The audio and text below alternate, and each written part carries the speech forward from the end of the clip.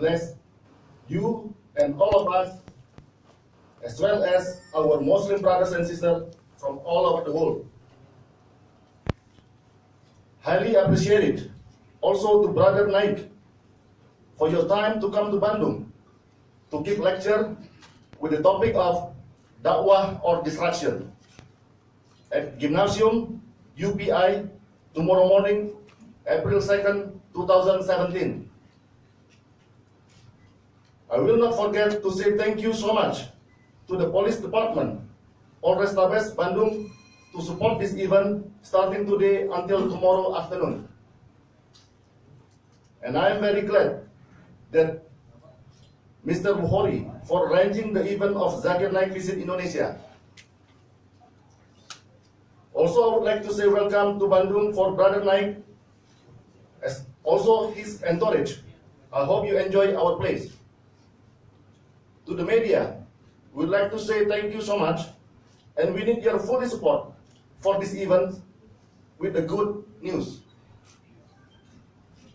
Before we start our press conference, please allow me to introduce our big and important guest today, Brother Naik, that he is the founder of Islamic Research Foundation.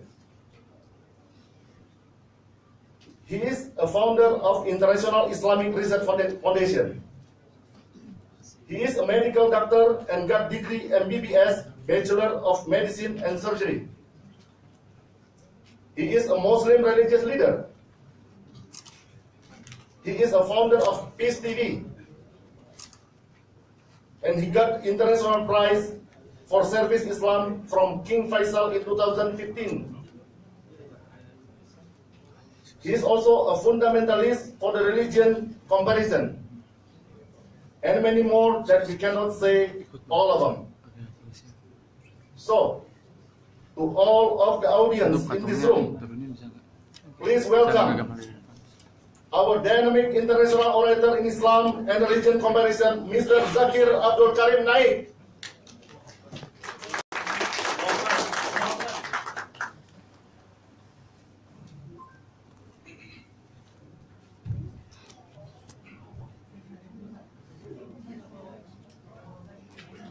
Alhamdulillah, wassalatu wassalam ala rasulillah wa ala alihi wa sahbihi, amma ba'd. A'udhu billahi minash shaitanir rajim, bismillahir rahmanir rahim. Ud'u ila sabili rabbika bil hikmati wal maw'izati hasana wa jahid billati hasan. Rabbi shrah li sadri wa yassir li amri wahlul 'uqdatam min lisani yafqahu qawli.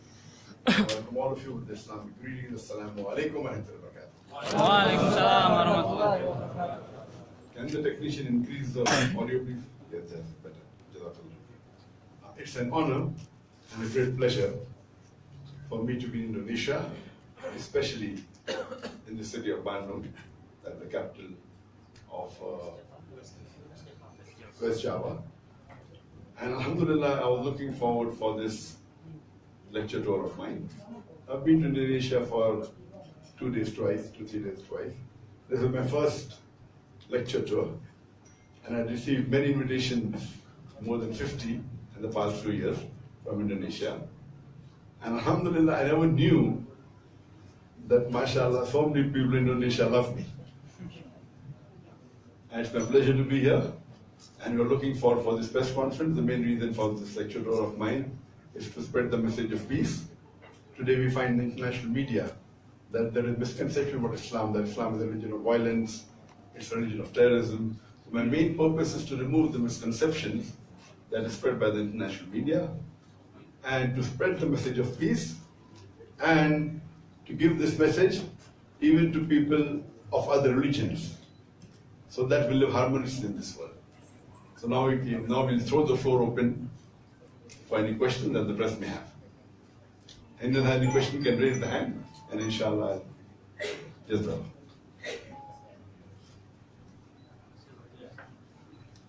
Can someone give a microphone? Is there any moving microphone? Tolong mic.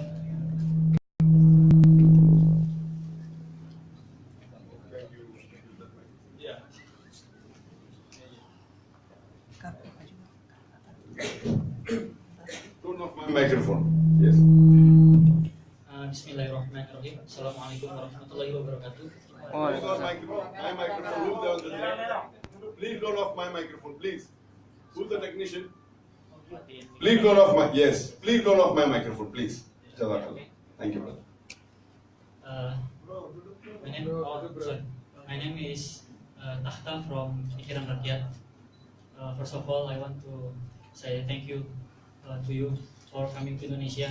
I'm really glad and happy. My first question is, I have seen a lot of your videos on YouTube, especially in Mumbai and Japan. That we know, in Mumbai and Japan, Muslims have a minority in a number. And now you come to Indonesia, which is a country have Muslims majority. My question is, why you lecture in Indonesia? The second one is, nowadays Muslims have a really great number in this world, but all of them divided into many countries and into many leadership. Based on your opinion, is it important to all Muslims have one leadership? I know a little issues about Khilafah and Caliphate. Is it important to Muslim have Khilafah or Caliphate? But not Khilafah and Caliphate refers to ISIS did in Syria, but Khilafah in Hadith Riwayat Ahmad, Khilafah ala minhaj nubuwah. And my last question is. One question at a time. You already asked two questions. Answer that, then you can ask the next question. Okay, thank you. Thank you. So that I can answer better. Okay. Remember the last two questions? Number one question of his was that he's seen my lectures and videos that I've given talks in Japan, in Mumbai, where Muslims are minority. Why do I come to Indonesia where Muslims are majority? I give lectures throughout the world in countries where Muslims are minority as well as countries in which Muslims are majority. I do agree, I've given talks in many Western countries, most of them in which the Muslims are minority. I've given countries in Gulf countries where the Muslims are majority. Why do I come to Indonesia? As I said, number one, to spread the message of peace. Number two, to remove the misconception that is spread by the media. Many of the Muslims, while watching media, they think to believe what the media is saying. If suppose media says that women are entreated in Islam, so many Muslims, when they hear the media often, they start indirectly believing in it. Media says that Islam is a illogical religion, many Muslims believe in it. Media says that Islam is an unscientific religion and many Muslims believe in it. And many misconceptions. So my main purpose here is, besides spreading peace, is to remove the misconception which the media is spreading from the mind of the Muslims also. And many Muslims, though educated and who feel that science and technology is at its peak, they disagree with many of the teachings of Islam and they think it's an outdated religion. 14 years old, it may not be applicable today. So I've come here to say Islam was applicable 1400 years back, after the last time messenger was there, on whom was revealed the glorious Quran. And they say it's applicable today and will be applicable till eternity. And my thing is, besides quoting Quran and Hadith, to prove to you Islam is the best way of life with reason, logic and science. Though Quran is far superior to science, but some of the non-Muslims, or some of the Muslims feel science is that. Simultaneously, even to preach Islam to the non-Muslims, that Islam is a religion of peace, and Islam is a scientific religion, and Indonesia has the largest number of Muslims officially in the world. Unofficially, I feel Muslims are larger in India, where I come from. Though the Indian government says about 180 million, I feel there are more than 250 million Muslims. So according to me, practically the largest number of Muslims in the world are in India. Theoretically, it's in Indonesia. So both countries have a large number of Muslims. And even trying to spread the message among the non-Muslims based on the verse of the Quran, Ta'ala wila kalimatin sawa'in bainahum. Surah Imran chapter 3 verse 64, that come to common terms as with assembly. Tell to the non-Muslim what is community that are agreed to follow. What is not common we'll discuss tomorrow. And one of my major lecture will be close to Jakarta, that's in Bekasi, in the stadium, on the 8th of April. The topic is similarities between Islam and Christianity. Coming to your second question, that should Muslims be a different country, is it correct, should we be united? And what about Khilafah, what about ISIS? As far as Muslims being united, yes, Muslims throughout the world should be united. Allah says in the Quran in Surah Imran chapter 3 verse 103, وَاعْتَصِمُوا بِحَبْلِ اللَّهِ جَمِيعًا وَلَا تَفَرَّقُوا. Hold to the rope of Allah strongly and be not divided. We Muslims should hold to the rope of Allah. The rope of Allah is the glorious Quran and the Sahih Hadith. Allah clearly states in Surah Anam chapter 6 verse number 158 that if anyone makes sects in the religion, Allah is telling the Prophet, O Prophet, if anyone makes sects in the religion of Islam, we have nothing to do with him. Allah will take care of him on the day of death. So making sects, making divisions in Islam is prohibited in the Quran. So Muslims should be united on the basis of Quran and the Sahih Hadith. Regarding a question of ISIS, I would like to ask you a question. That if I say, I am the president of USA, will you write in your newspaper tomorrow that the president of USA was there in Bandung? No, And I say no, because you know very well I'm not the president of USA. Right? You know it. Similarly, when Quran clearly states in Surah Maida chapter 5, verse number 32, that if anyone kills any other human being, whether Muslim or non-Muslim, unless it be for murder or for spreading corruption in the land, it is as though he has killed the whole of humanity. That means any human being kills any other innocent human being, Muslim or non-Muslim, he has killed the whole of humanity. And if anyone saves the human being, he saved the whole of humanity. So when this is clear, Islam is against killing innocent human beings, why does the media say that ISIS, Islamic State of Iraq and Syria, has killed innocent human beings? When you know Islam prohibits that, what I call them is anti-Islamic State of Iraq and Syria. ISIS. It should not be Daesh or against Islam. It should be Daesh or against Islam. So when you know Islam well, why do you repeat it? When I say I am the president of USA, you will not agree because you know very well it is wrong. So don't you know that Islam is clearly against killing innocent people? So just because one group is calling itself Islamic State, why do you all repeat it? If the non-Muslim media is doing, it's like an experiment. Why is the Muslim media doing that? Why is the Indonesia media doing that? Just because some group comes and says they're Islamic and you know they're against the Quran, you should call them anti-Islamic. So your question should be, what do you have to say about anti-Islamic state? Your question should not be Islam, correct? Yes, correct. So I'm correcting you next time. I want all the media present here Agree. to mention this. And same thing when I was in Malaysia, I was speaking to one of the very large media group, Senar, and the owner promised, yes, Inshallah, Zakir. Inshallah, Dr. Zakir. Next time, I'll tell all my reporters, because what you're doing, this name, ISIS, or Islamic State, has been given by the enemies of Islam. These enemies of Islam, they are misguiding innocent Muslims and are giving them wrong information and utilizing for the motive. So we should not play in the hands of the enemies of Islam. What we are doing innocently, most of the Muslims, they are supporting the enemies by calling them ISIS Islamic State. We should call anti-Islamic State. We know very well. All the Muslims know very well killing innocent human beings is wrong. What does the enemy of Islam do? They create all these things. And we know. Just a few months back, Hillary Clinton said that the previous president of USA had spent billions of dollars in creating the Taliban. It was a proxy war. We know very well that the allegation on Iraq, the weapons of mass destruction, was just a hoax. Yet everyone repeats it. And what I find that many of the Muslim media, whatever Reuters gives, they do stick paste. So if the Reuters calls a Muslim Dai a controversial speaker, even the Muslim media says controversial speaker. Why? what you should do, Quran says in Surah Hujurat, chapter number 49, verse number 6. Whenever you get the information, you check it up before you pass it on to someone else.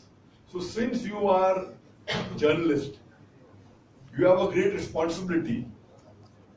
Allah is giving you an honor, but with honor there is responsibility.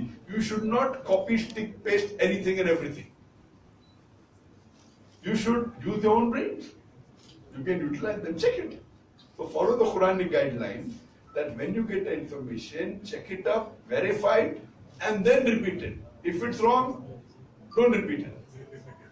So this is another strategy, the latest strategy of the enemies of Islam to malign Islam, because today Islam is the fastest growing religion in the world. It is a religion of peace. So because it's a religion of peace and it has solution for all human problems, the enemies of Islam want to stop its growth. The best way is called it of terrorism. And any speaker spreading peace, they want to stop him. They want to ban him in the country. So that if he logically proves Islam religion of peace, then more people will accept Islam. So as far as these strategies, we Muslims should not fall into it. Now coming to your second question again, that yes, Muslims should be united. We should be one. In Islam, we believe in one ummah. There is no boundary of countries, etc. I'm not saying countries should not be, don't get me wrong. The Muslim ummah, it stretches horizontally throughout the world and vertically from ancestors and inshallah ever of the future. I'm not saying there should not be countries, there should not be boundaries, but the Islamic Ummah is one. And we know that the enemies of Islam, about 94 years back, in 1923, they abolished the Khilafah in Turkey. And just a couple of days back, I was in Turkey. Again, Turkey is a more majority Muslim country than Indonesia. Indonesia has about 88% Muslims. Turkey has 90.3% Muslim. But the enemies of Islam, again, the enemies cannot win over the Muslims unless the Muslims fight among themselves. So if you know the history of Turkey, how was the Khilafat abolished? By the enemies supporting the Muslims and Muslims wanting the Khilafat to be abolished. In my country, India, in Bombay, there was a movement against the abolition of Khilafat. And the movement started in Baikala area, in Bombay, and that place is called as Khilafat House. So we again, Muslims should be united.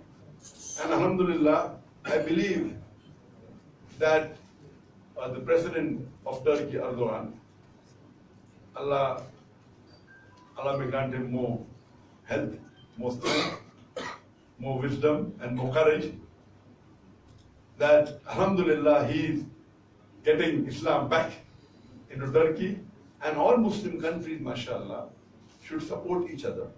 We should be united. Yeah, but difference that is there.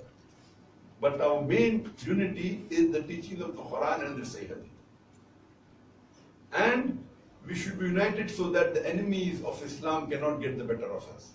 What the enemy wants to do, that if Muslims are united, they can never win us. So they see to it that they catch the weak Muslims and they want to brainwash them. They want to tell them, oh, Islam is the outdated religion. Oh, the teachings of Islam, what Prophet taught Nauz Billah 48 years back, it should not be followed today. So my job is to prove to these misguided Muslims that even today, Alhamdulillah, the best constitution of the world is the glorious Quran. Whatever the Prophet said 48 years back was applicable then, is applicable today, and will be applicable even inshallah till the last day. So this is the main purpose. I hope that answers the question. And we have the last question. My last question is actually is a personal question. Is it possible for me to shake your hand after this conference? That's all. Thank you. Assalamualaikum. God bless you. Inshallah, after the conference, inshallah. Just good you said after the conference. If you said now, then everyone would have followed you. Inshallah, after the conference, I'll shake hands with all the people, inshallah. Thank you. Yes, Assalamualaikum warahmatullahi wabarakatuh. Waalaikumsalam warahmatullahi wabarakatuh. Nice to meet you, Dr. Zakir Naik. My pleasure. I will give you about my question.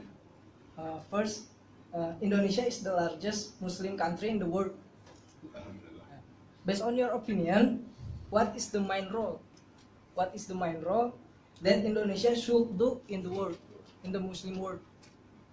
First, and second question, correct me if me wrong. You said that Muslim government cannot divide between Islam and politics. Sorry, Muslims? Uh, Muslim government cannot Cannot? between Islam and politics.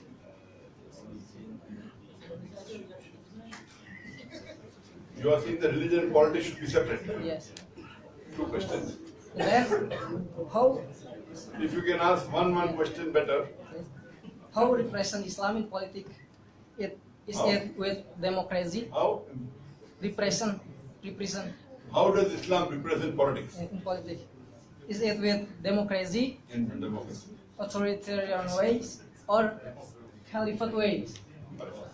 Yes. Well, there are three questions. The first question, what are the first questions? If you ask too many questions together, one question better. The first question, what did you ask? The first question. First question. First question. What is the main rule? What is, since Indonesia is the country which has the maximum number of Muslims, what do I think is the main role of Indonesia? Since Indonesia officially is the country which has the largest number of Muslims, and practically the largest number of Muslims in a majority Muslim country, so that overtakes India also, because India has a minority, Muslims are minority. What is the role? I believe the role of Indonesia and the Muslims of Indonesia should be to give an example how an Islamic or a Muslim country should be. Number one, they should come closer to Quran and Sahih, because it is the largest majority Muslim country. And you know how Islam came to Indonesia? It is by traders. There is no Muslim army that came to Indonesia. So Indonesia should be an exemplary Islamic country, and the Muslims of Indonesia should be an exemplary Muslims in the world. And Quran says in Surah Qalam chapter number 68 verse number 4, verily in the Prophet you will find the most beautiful exemplary pattern of conduct. A Prophet is the best exemplary Muslim. And Quran says, Atullah, Atul Rasul, obey Allah and obey the Messenger. So we Muslims should follow Allah and His Rasul. Follow the glorious Quran and the Sahih Hadith. So my view is that Indonesia has the best opportunity, that you have majority Muslims, 88%, and about 220 million Muslims. No country in the world in which their majority have 220 million Muslims. So you should be the best exemplary Muslim country in the world. You should follow the Quran, follow the Sunnah. The moment you follow the Quran and Sunnah, Allah will raise your status. Today, unfortunately, the Muslim countries are looked down upon because they are fighting among themselves. Internally, we are fighting. Coming to your second question.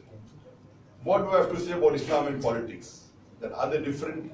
Islam in Quran is called as a deen. The translation religion is not the complete meaning. The real meaning of deen is a complete way of life. So complete way of life means solution to all the problems. People think Islam is only how to pray, how to fast, how to perform Hajj. No. Yes, it is there.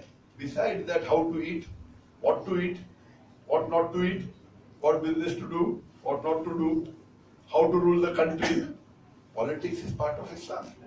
That's the different thing. Today, the politics has become dirty in most of the countries. Not all the countries, but almost all the countries. It has become dirty.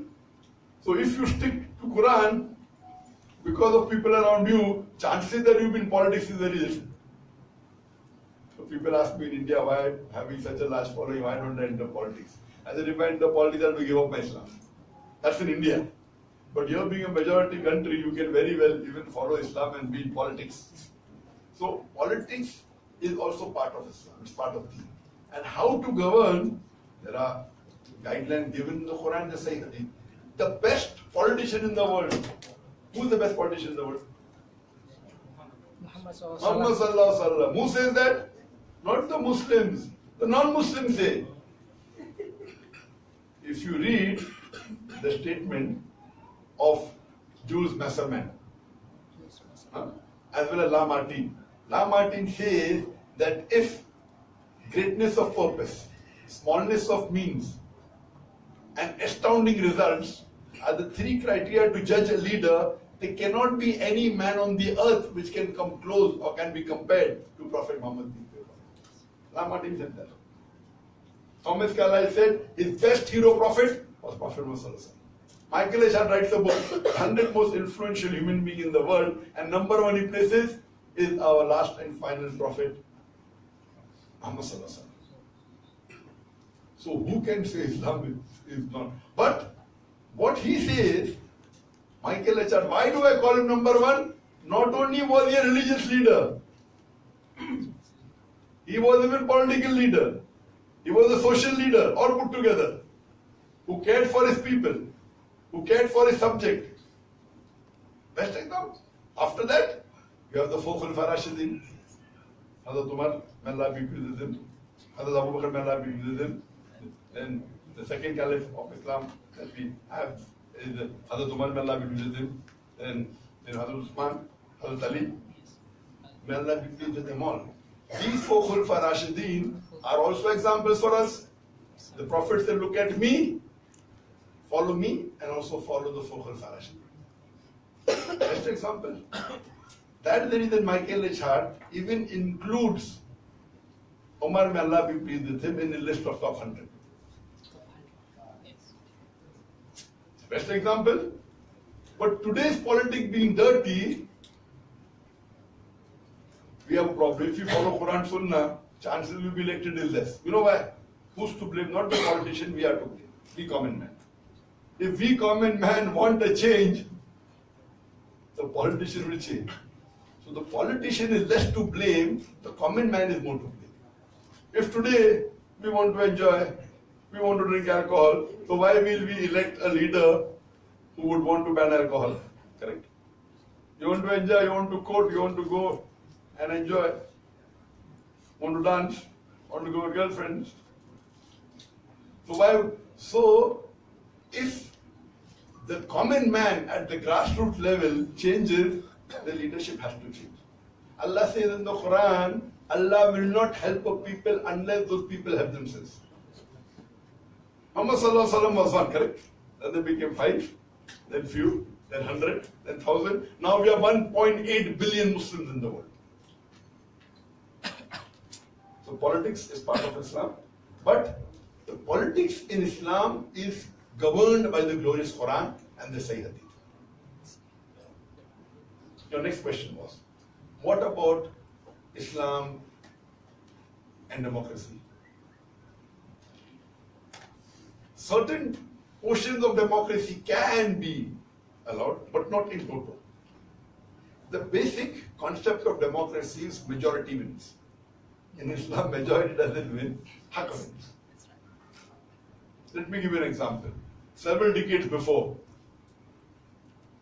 till as late as 1980s and 1970s, as late as that, homosexuality was prohibited in almost all the countries in the world. I went to Canada in 1996 and I found in the front page, a man kissing a man. Homosexuality becomes permitted. And now, today in most countries of the world, if you speak against homosexuality, you can be arrested.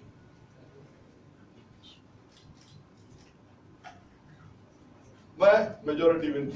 So tomorrow, if majority says we can rape a woman, then raping a woman would be legal. This is democracy. In Islam, in certain aspects, democracy, but as a rule, majority doesn't win. Allah says in the Quran in Surah Isra chapter 17 verse number 81, وَقُلْ جَعَلْ حَقَ ذَاكَ الْبَاطِلِ إِنَّ الْبَاطِلَ كَانَ زَهُوقًا. When truth is heard against falsehood, falsehood perishes, for falsehood is by its nature bound to perish. So democracy within the purview of the Islamic Sharia, alhamdulillah. And you have examples of majority wins. For example, the first caliph of Islam, Hazrat Abu Bakr. You know that Hazrat Umar, may Allah be pleased with him, he recommended him to be the caliph and he became. The second caliph was recommended by Hazrat Abu Bakr. He told that Hazrat Umar, may Allah be pleased with him, will become. Hazrat Umar, before he expired, he said, let there be a committee of 6 people. Among these 6 people, you all should select who should be.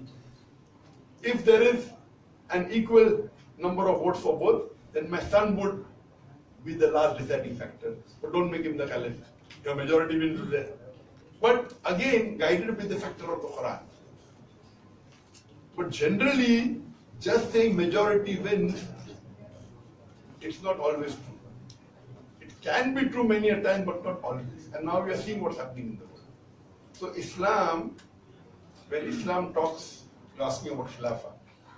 The Khalifa is again guided by the constitution of the Quran and the Sahih. He cannot do what he wants, what comes to his mind. So the constitution in a Khilafat is the glorious Quran. And who can write the constitution better than our Creator? Our Creator who has created us knows what is good for us and bad for us. We come to know after doing research.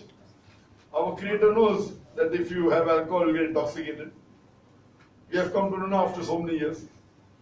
So therefore, our Creator who has created us has given the guidelines in the Quran and the Sahih Hadith. So if anyone follows the guidelines of Quran and Sahih Hadith, as the Khilafat is bound by the guidelines of Quran and Sahih Hadith, that would be the most successful. And there are Hadith saying that inshallah before Qiyamah, Khilafat will be reinstated. It will come back. Whether you want or don't want, whether I want or don't, it will come. So we as Muslims should strive to follow the Quran and Sunnah, irrespective of whichever country you are living in. Good country, bad country, Muslim country, non-Muslim country. You have to follow Quran and Sunnah, follow the will of Islam, pray 5 times a day. You have to believe in Tawheed. You have to fast in the month of Ramadan. You have to give zakat, you have to go for Hajj. And follow, at least stay away from the major sins. And after that you stay away from minor sins also. So you improve yourself, automatically the country will improve, inshallah. And even the leader. If people, common man becomes good, the leader will have to become good. So I pray to Allah subhanahu wa ta'ala, next time when I come to Indonesia, I'll find that Islam is stronger than what it is today, inshallah. Amen. Amen. Yes, sir.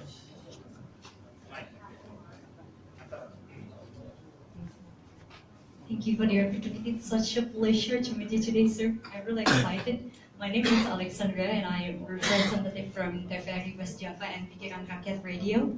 So my first question is, I'm really wondering why you choose Indonesia as one of your roadshow countries, and also what do you think the biggest challenges? What are the biggest challenges, and what is the biggest challenge that you find here in Indonesian Muslim? And also, at least we have big religions here in Indonesia. So we are so diverse, and Muslim is the biggest population here in Indonesia. What do you think the biggest challenge? And the second question is... One question at a time so that I can Oh, wow. Okay. come back. Okay, all right. The question posed by sister is that why have I chosen Indonesia? This is the 3rd time I've been asked. Why have I chosen Indonesia as a lecture to? Most of the people were asking me before, why haven't you come to Indonesia? Why haven't? So if you ask me, why have you chosen Indonesia so late? The 3rd time I've been asked, why have I chosen Indonesia? In fact, I received more than 50 invitations from Indonesia. And as I told in my introductory short sentences that short speech I gave, is that basically I was told, and it may be right, that hardly 10% of the Indonesians speak English and 20% understand English. So I thought if I come there, maybe people will understand, so I will not have a lot of audience, etc. That's what I thought.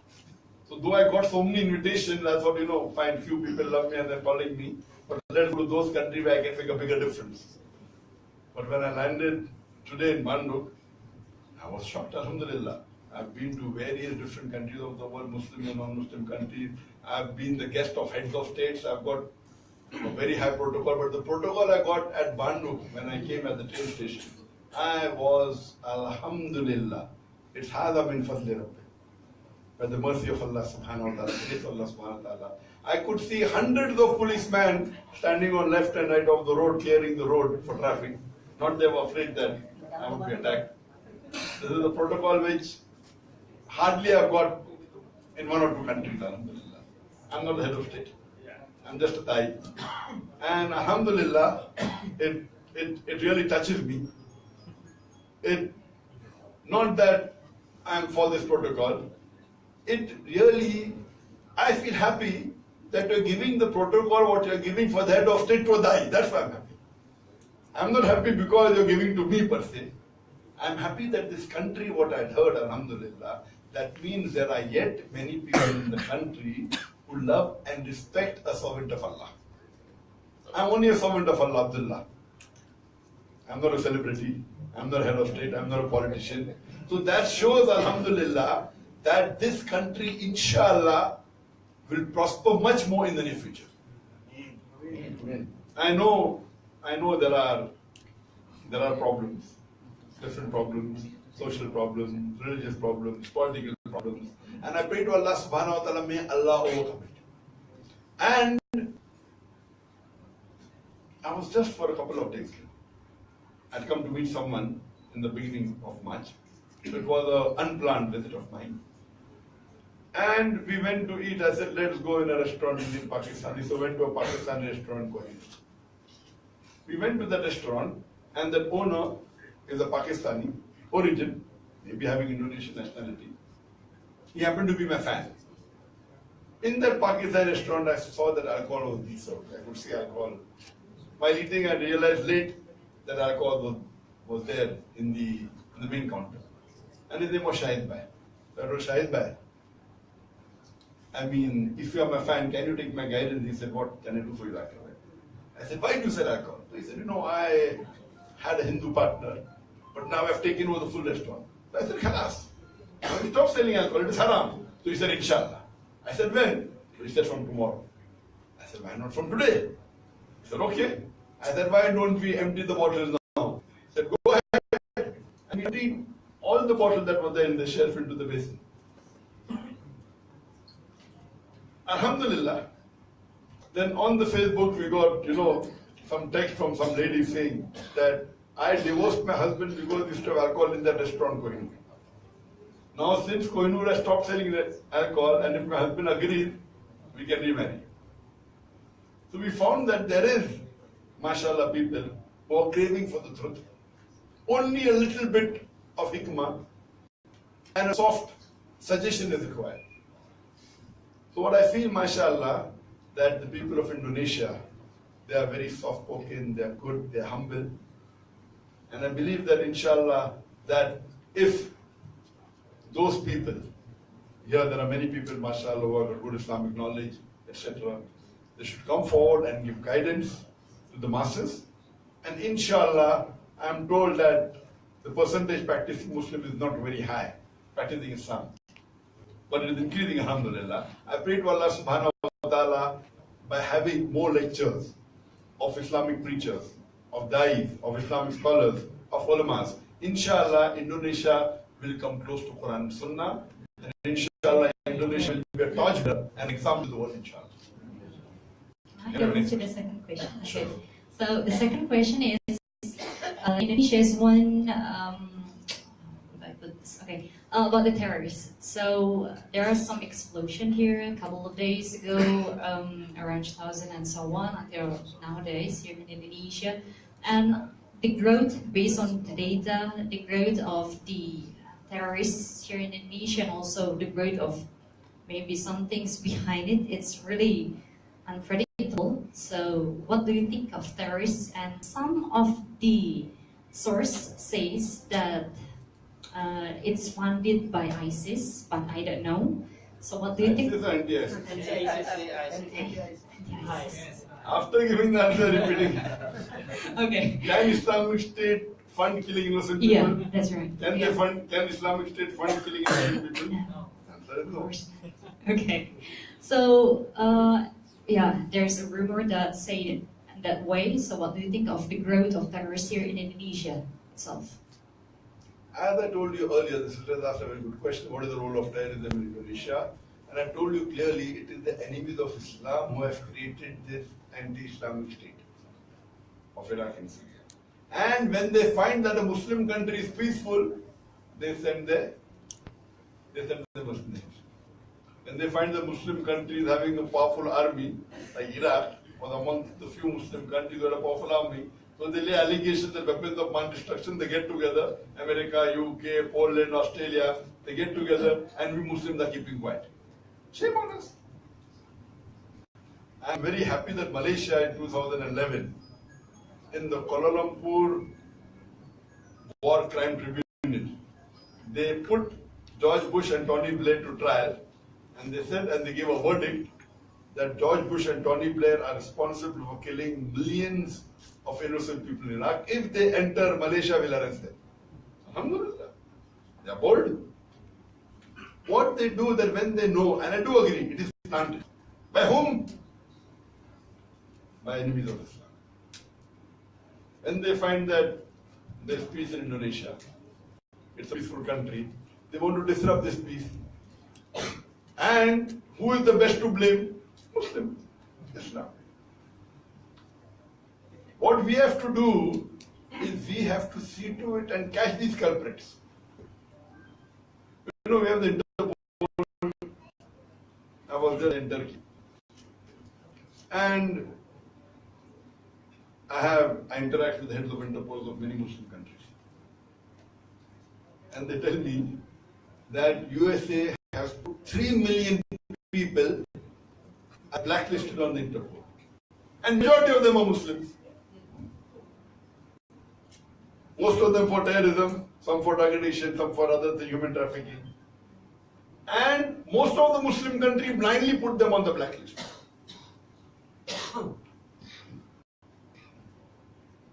I was called to Turkey. I went there about 2 weeks back. And do you know, even I was blacklisted there. But Alhamdulillah, Turkey is strong. The Home Minister, the Foreign Minister intervened and they removed my name and they allowed me to come. Good suggestion Erdogan has made that how you have Interpol, you should have an Islam pole. All Islamic countries should have the intelligence and share their intelligence. And that should be above the Interpol. Anything the Western world says we follow blindly, why are we becoming puppets in the hands? You know, I'm on the list of the FBI very high. Not because I promote terrorism, because I'm against terrorism. This you call as white collar terrorism. What America has done and attacked and killed millions of Iraqis. I'm not saying Saddam Hussein was good. I'm not talking about that. But what right does America and UK and Australia and Poland have to interfere? Because they were afraid. Imagine the people they killed, hundreds of thousands, is much more than all terrorist attacks put together in the last 20 years. I've done a survey that in all terrorist attacks in the last 10 years, from 2006 to 2016, on average, 19,000 people were killed every year throughout the world put together. In 10 years, the attack of America and UK on Iraq, multiple times more number were killed than all over the world in last 10 years. So who's a terrorist? They want to catch one terrorist in Afghanistan, and America is sending cluster bombs. The bomb that when it falls, it breaks into multiple bombs, killing tens and hundreds of thousands of innocent Afghani. The most coward act. The most powerful country in the world attacking a country which is one of the weakest. And yet, mashallah, and who created them? USA. So what we have to realize, we don't have to be puppets in the hands of the enemies of Islam.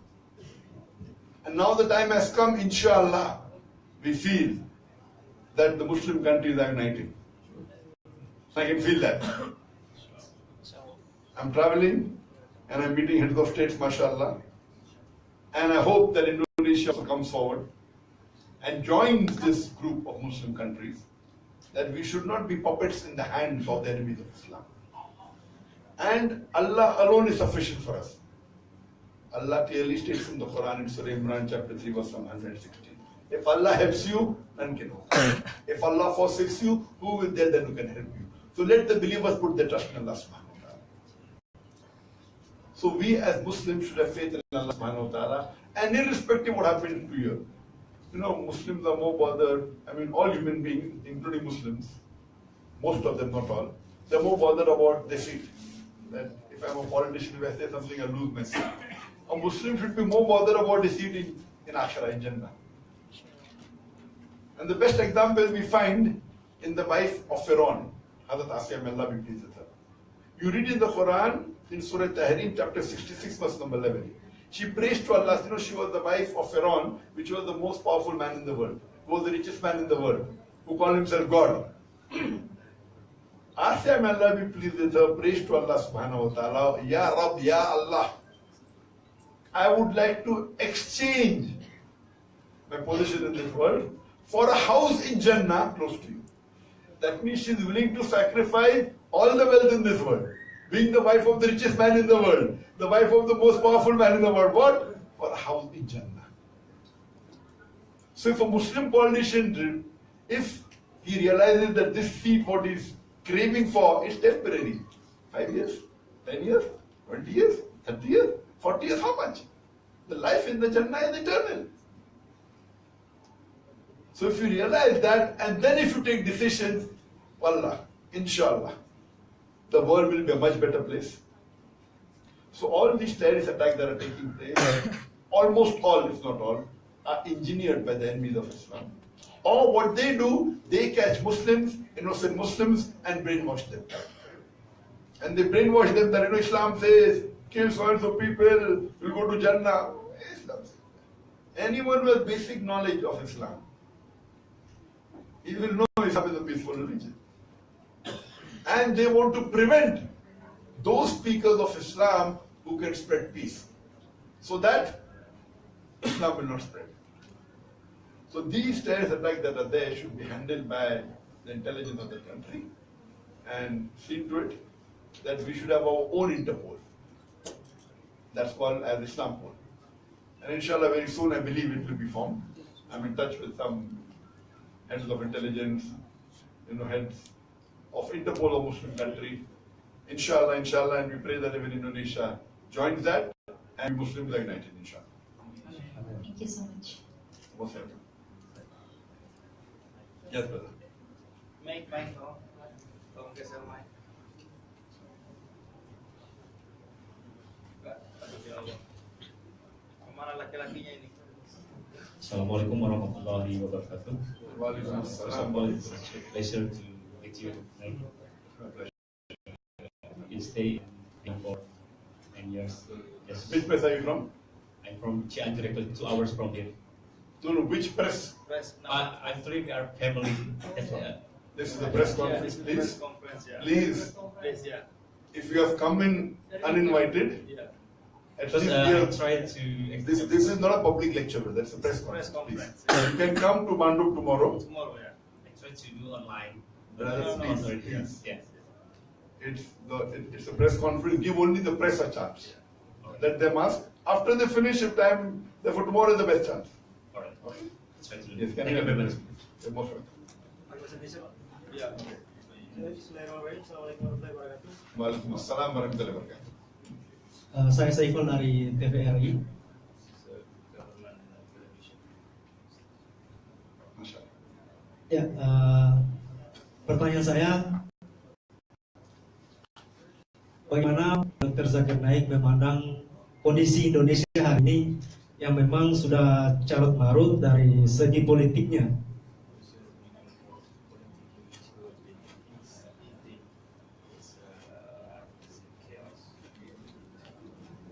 Di mana umat Islam di Indonesia beberapa kali melakukan unjuk rasa, bahkan sampai ribuan bahkan jutaan, namun sampai saat ini belum bisa didapatkan keadilan.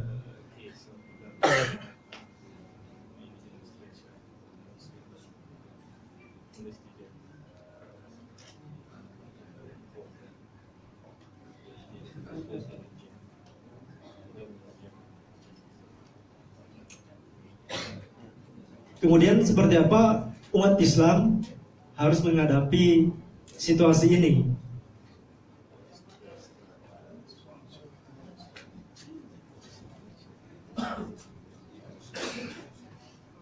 Seperti yang saya pernah baca, bahwa umat Islam itu akan damai ketika memiliki satu kepemimpinan, yaitu khilafah.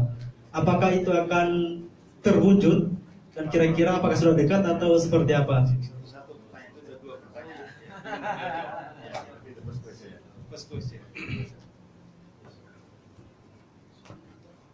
If I understood the question correctly, the brother said that he wants my comment on the politics in politics, current situation in Indonesia regarding the governor of Jakarta.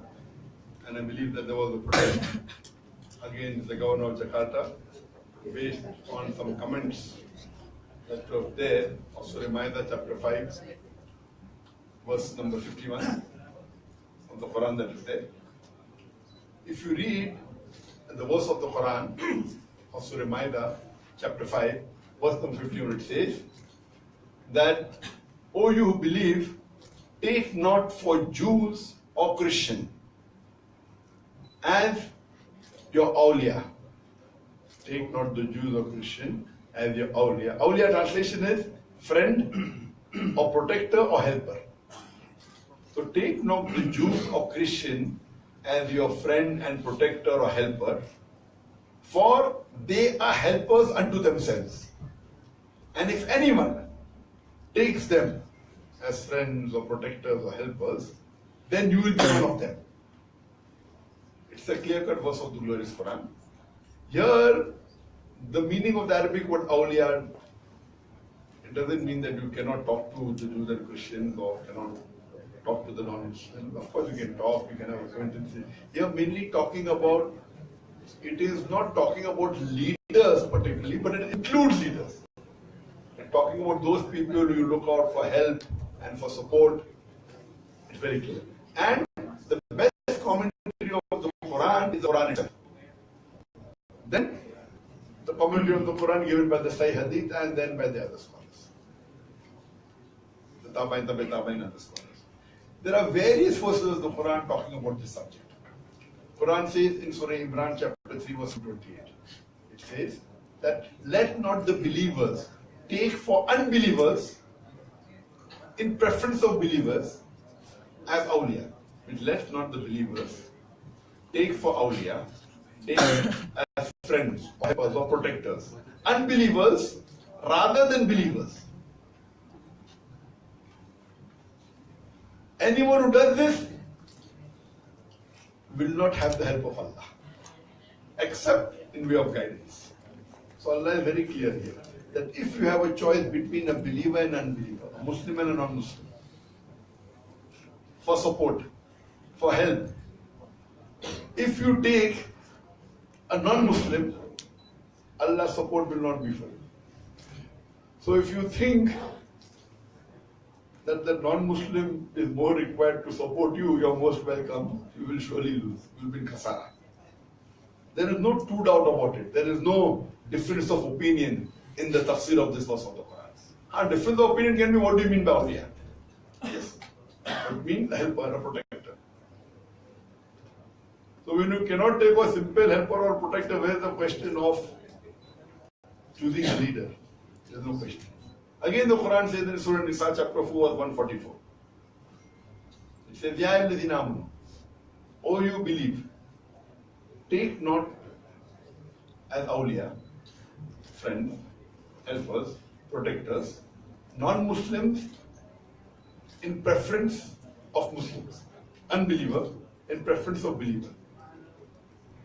Anyone who does that is openly challenging Allah subhanahu. In the chapter 5 verse 18. There are various verses. So here is clear that if you have a choice between a Muslim and a non-Muslim, there is no option at all. A Muslim is far superior. So in this case, but natural, if it's a Muslim country and if Muslims are there, and if I'm told that Muslims are divided, some Muslims say no, you can't support a non-Muslim. Some say, I don't know which Quran are they following. Quran is one. It's in Arabic. You read the translation of the Quran, it's very clear. There is no two options at all.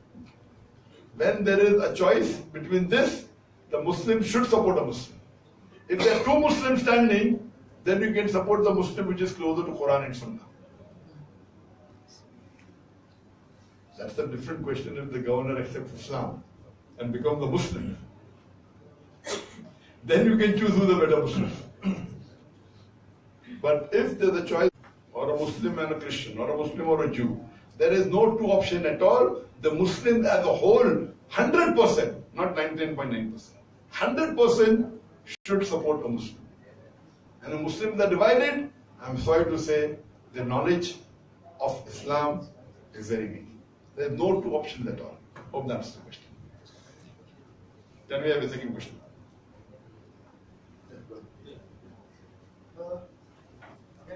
My name is Didi Rawan from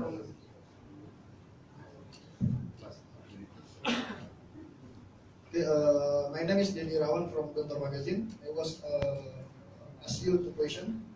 The first is what is your opinion about secularism, pluralism, and liberalism? So the second question is what is your opinion about the best education in world? Best education In world. in the world. Yes, sir. Thank you. There are two questions. Number one, what is my opinion about secularism? First, how do you define secularism? Is the question. According to Oxford Dictionary, the word secular means nothing to do with God. Difference about Whether you ask, Christian and you ask the question, I'm giving the answer now. You ask me what is my opinion about secularism, correct? So I'm giving the answer. There are different meanings of the word secular. One of the meanings according to Oxford Dictionary has to do with God. So as far as secularism is concerned, secularism is against Islam. Because Islam says, Allah was Sayyid Allah one only. So secularism is against Islam. Is it clear? The other meaning of secularism is that we have to live harmoniously and let others live. That is what the teachings of Quran is also. But living harmoniously doesn't mean that believing what others say is wrong is also correct. For example, if one person comes and says 2 plus 2 is equal to 3, other person says 2 plus 2 is equal to 4, the third person says 2 plus 2 is equal to 5, secularism doesn't mean, okay, all are right. Like people come and say, oh, even Islam, when they have interfaith dialogue, a Christian comes and says all religions are same. Hindu comes and says all religions are same. They get a joker Muslim and says all religions are same. If all religions are same, I will ask the Christian priest, why don't you become a Hindu?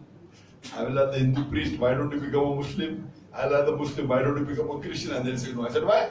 When all are same. Islam says, like Rahasiddin in Surah Baqarah chapter 2 of 256, there is no compulsion in religion. Truth stands out clear from error. But that doesn't mean you agree with what is wrong. So I, as a Muslim, will say 2 plus 2 is not equal to 3. 2 plus 2 is not equal to 5. 2 plus 2 is equal to 4. But I will not fight with the person who says 2 plus 2 is equal to 3. I will not fight with the person who says 2 plus 2 is equal to 5. But I will not say he's right. In Islam, haqq is there. But I will not fight over it.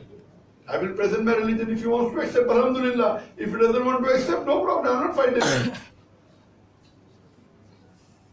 This is the tolerance level Islam has. But to say 2 plus 2 is equal to 5, I am not a fool to say that.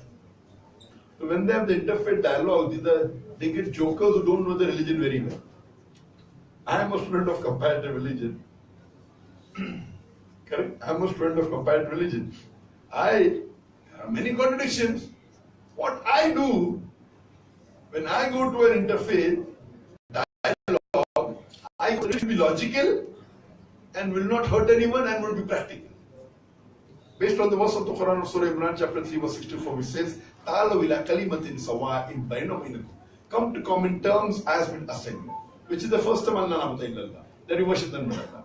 I tell the people, let us agree to believe that one book 100% is the word of God. So Christian will say, I don't mind believing Bible to be 100% word of God. The Hindu will say, I don't mind believing that is 100% the word of God. The Muslim will say, I don't mind believing Quran to be the word of God 100%. I said, okay, now let us agree to follow what is common. Let us agree to follow what is common in the Bible, in the Veda, in the Quran. So if what is common, all three will agree that is the word of God. Right or wrong? Right or wrong? Yes or no? I am giving a solution. Let us agree to follow what is common. What is different, we will discuss tomorrow. Whether right or wrong. So when we do a comparative study of the scriptures of the world religion, the scriptures of all the major religions says God is one. The scriptures of all the major religions say you should not do idol worship. Let us agree God is one and not do idol worship. The scriptures of all the major religions say the last and final messenger to come is Prophet Muhammad, peace be upon him.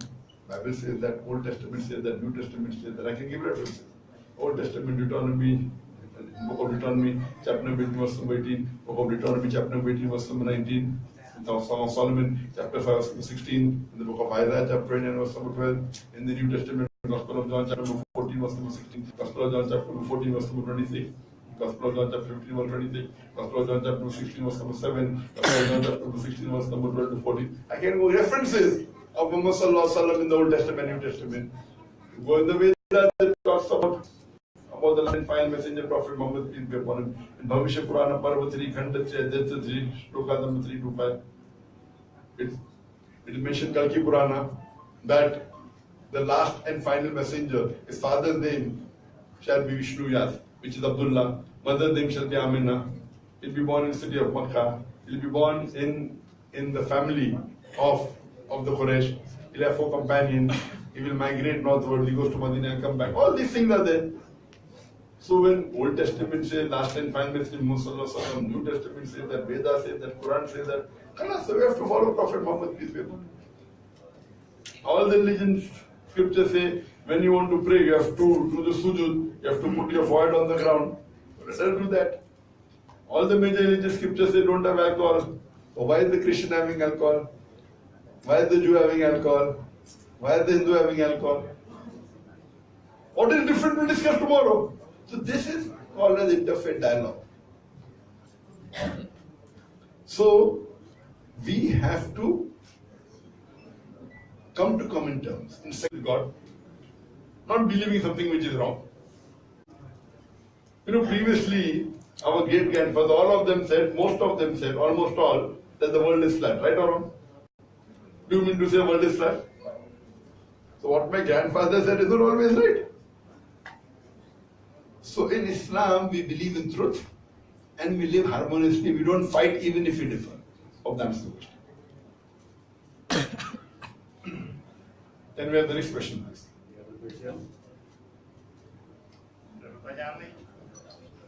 Anyone from the press?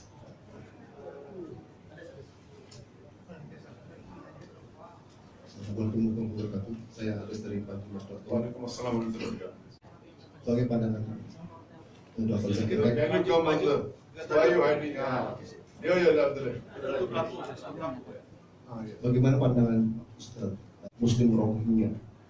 Kalau ini tertindas dan tidak ada satupun negara Muslim yang membantu Muslim Rohingya. Kalau boleh tanya kedua, boleh.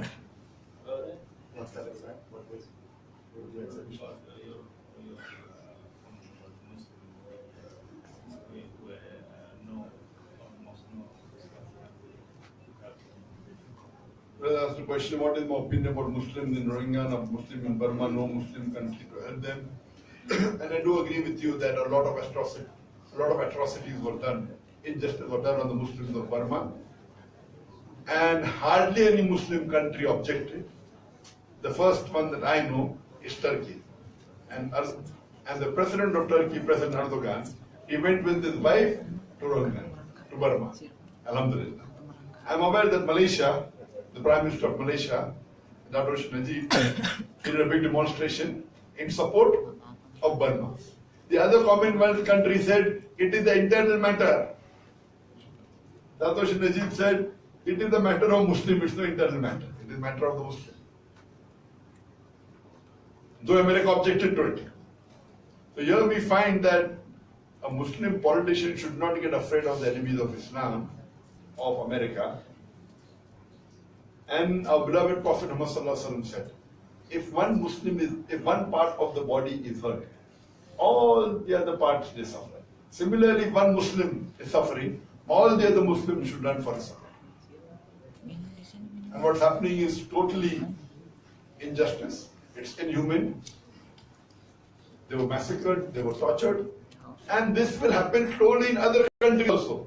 A Muslim and minority. We saw in Bosnia what happened.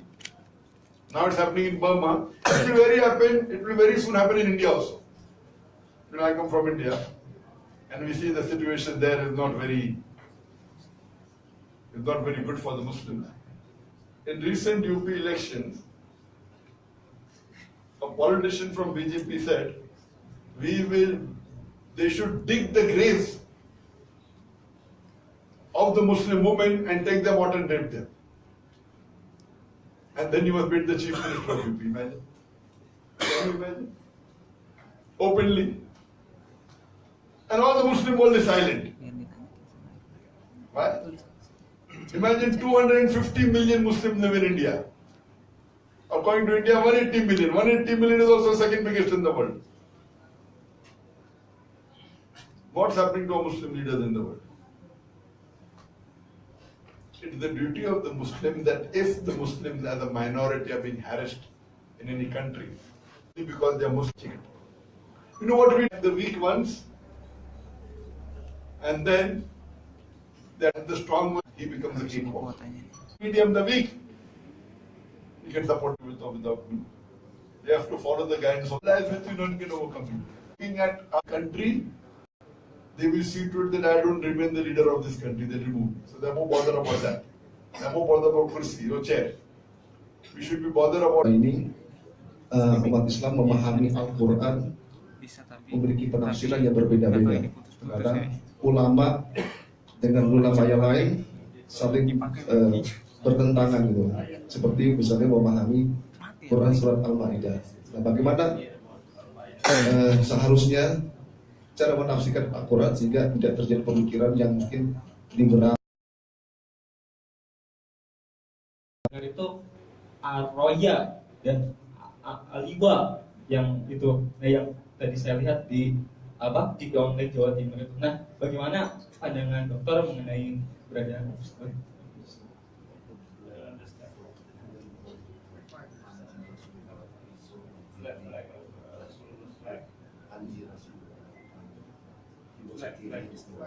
Benar.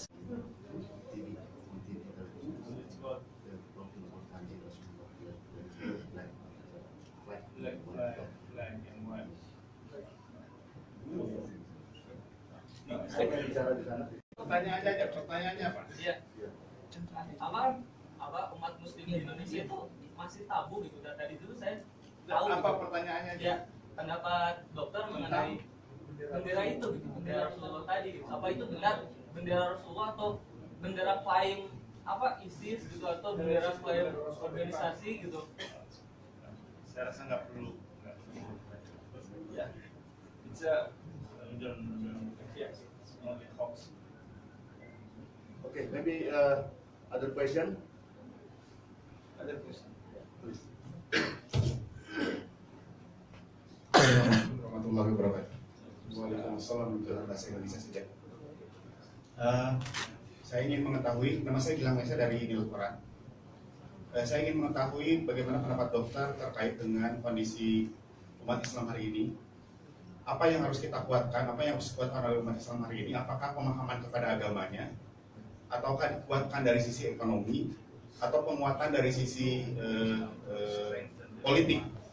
Jadi dengan kondisi umat Islam hari ini, dari tiga hal ini apa yang perlu dikuatkan terlebih dahulu? Apakah penguatan dari sisi pemahaman kepada agamanya, atau soal ekonomi, atau dari soal politik?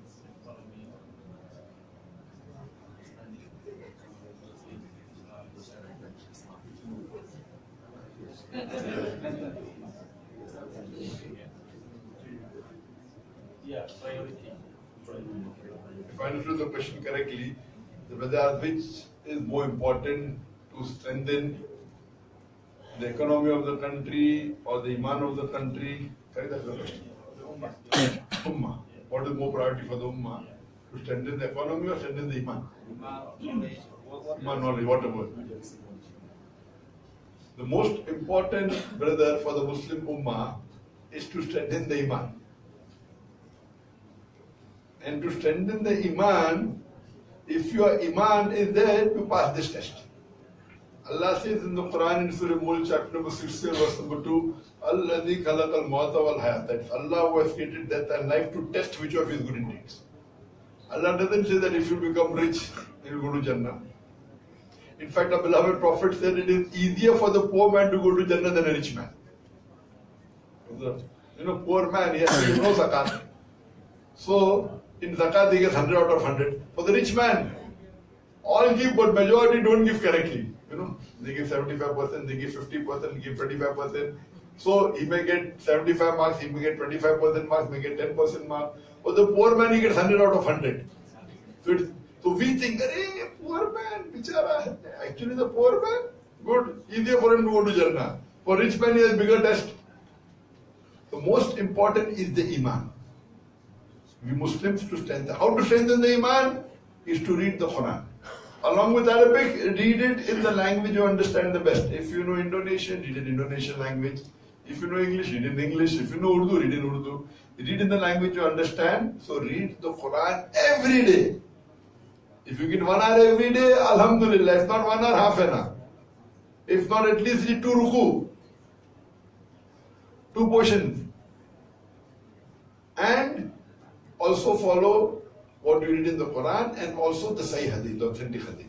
So we have to increase our knowledge, increase our practice, increase our iman. And for economics, if you follow Islamic economics, you will be successful more rather than following the interest-based economy. Today, most of the economy is based on interest on riba, which is haram. So if you follow an interest-based Islamic economy, the chances you prosper is much more. The most important is iman, it is knowledge, it is practice. And one you have to realize for a Muslim is more important what he himself can do. You always talk, oh, this person should do like that, oh, that ruler should do like that king should do like that, that sheikh should do like that. Allah will ask you what you can do. Have you done that or not? So many a time we blame others and we don't follow the Quran Sunnah. Our beloved Prophet said that if your neighbor, no Muslim is a Muslim if he sleeps with a full tummy when his neighbor sleeps hungry. And a person asks, who is your neighbor? 40 houses next to you is your neighbor. Whether north, south, east, west. 40 houses. So are you following that? As an individual Muslim, you should first be concerned about, am I on Tawheed or not? Do I believe in one Allah subhanahu wa ta'ala or not? Am I offering my salah or not, regular salah? Am I fasting in the month of Ramadan or not? Am I giving zakat or not? Have I performed Hajj or not? Oh, I'll perform Hajj when I become 70 years old. If you have the means and you become an adult, perform as early as possible. It becomes fun. Hazrat Umar, may Allah be pleased with him, he used to take jizya from those rich Muslims who did not perform Hajj, as though treating them like not Muslims. Many of the Muslims think, when we become old, 70, 80 years, we'll do all this and then go for Hajj. Are we abstaining from the 70 major sins or not? Politics and all is okay, important, but most important is your word. Allah will not ask you on the day of judgment, why did your leader do this or not? Allah will ask you, did you offer salah? Did you fast? Did you rob? Did you cheat? Did you bribe?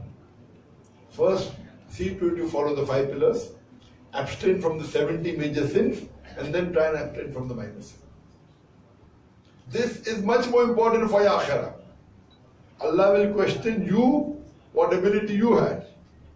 Then will come all the other things about the economy of the country, not important, but less important than your personal iman and your personal knowledge and personal practice. Hope that answers the question.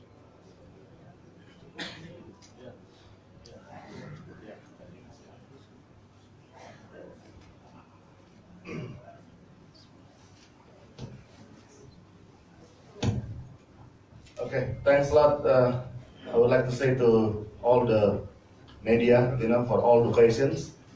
And then we are coming to the end of the press conference.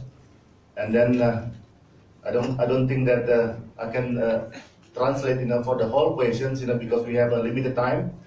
So basically, I just want to say one more time, the purpose of Zakir Naik coming to Indonesia is because of many Indonesian people, asking them to come, because we are one of the largest Muslim country beside India, talking about the population. And then the other thing that he want to spread the message of peace, and then try to get rid of the misconception about Islam, not just in the Muslim people, but also non-Muslim. And then Mr. Zakir Naik was so excited to come to Bandung, very happy because of starting from the train station until to this hotel, that he feels so safe because the event organizer doing well done, good job, and we appreciate for the whole team, and also for the police department who cleared the road. And normally from there to probably will take like 30 minutes or an hour, but now maybe just 5 minutes, So I really appreciate for the police. And then I think it's enough for the press conference today, because we have another place to visit, shortly. And then I close with the Assalamualaikum warahmatullahi wabarakatuh.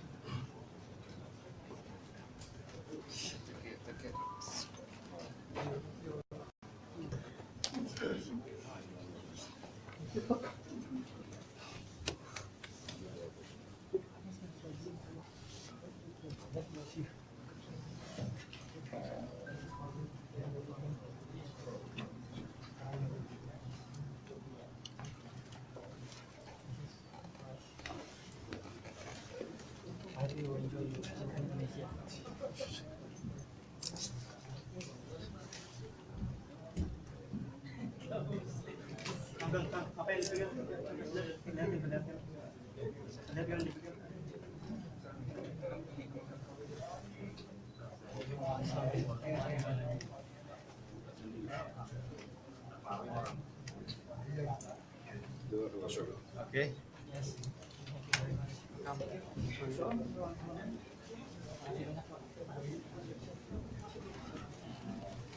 Randiran. Nanti. Someone can take out from the front, one number faster. Rame-rame aja, rame-rame. Someone can take out from the front. Media. Camera? Yes. Media. Faster. Media semua. Media. Jangan gitu. Kasih orang ambil. Take out from the front better, faster. Let a good camera be from the front. You have good camera. Let someone from the front take out. Yang selfie katanya selfie. Sini Mas. Brother. Brother. Come down to the front. Yes, take out one by one. Come on, fast. Tinggal balik aja.